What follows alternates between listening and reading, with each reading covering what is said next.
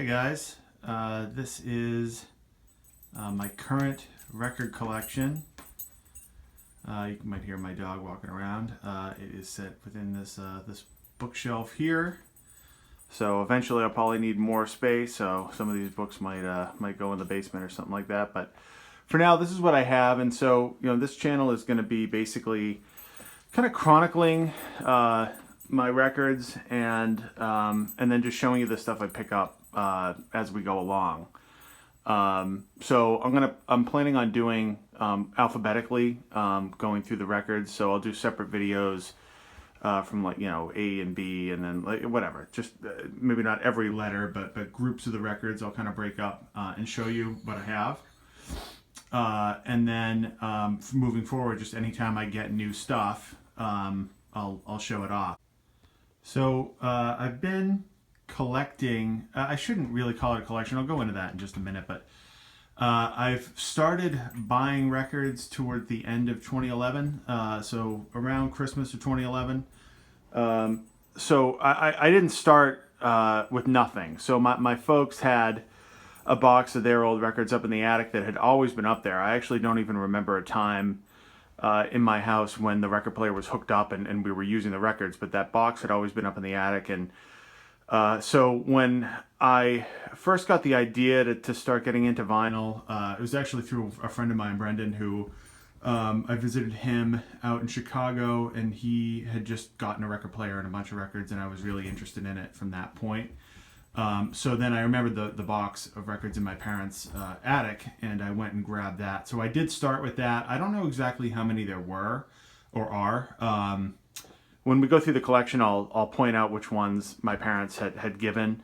Some of the stuff is not great or is not in great condition, but since they've had it for so long, I can't bear to, I can't throw any of it out. But some of the stuff is really great. And the stuff that my dad had generally is in better condition than the stuff that my mom had. But we'll go through all of that. So I probably started with between 50 and 75 records. And then everything else since November, December 2011 is stuff that I've bought. I do buy a lot of new vinyl. I usually buy it at Newbury Comics or Bull Moose Music, which is another chain in Massachusetts, New Hampshire, and I think in Maine too. I think.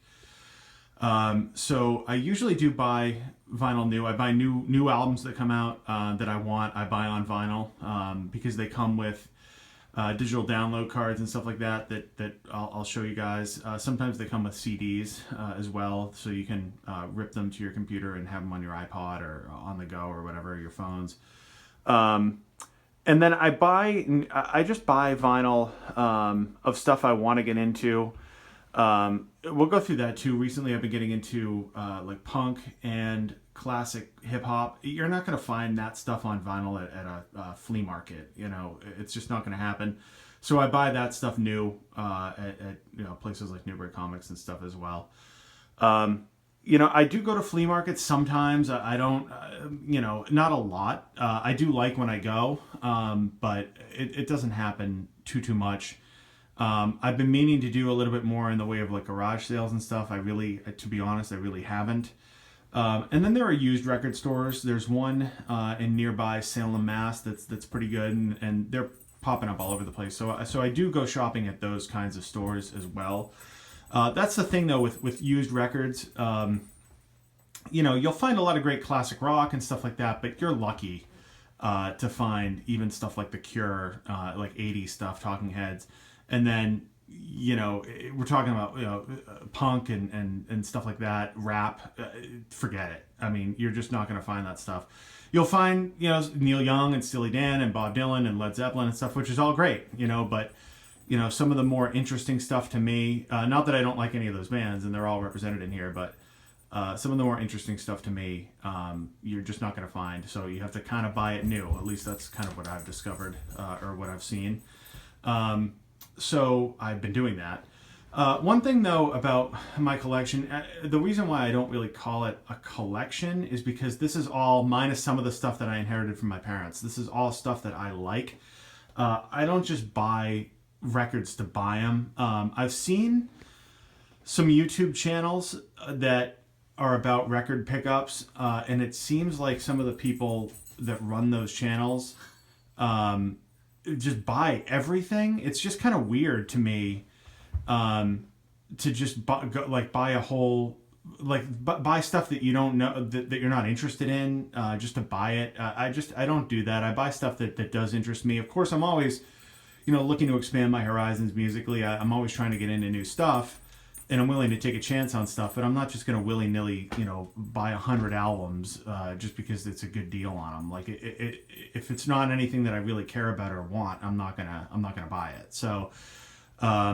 Yeah, I feel like it's a quality collection. It's got a quality over quantity, but the quantity is definitely growing as the days and months and years go by. So what we're gonna do is, like I said, we'll just take a look alphabetically at all the records, the colors and the special editions and stuff like that I have, and the idea is to kind of go through like my experience with these bands, my thoughts on these bands and singers and stuff like that as we go through the albums, and kind of like my personal connection to them. That's my half-assed mission statement.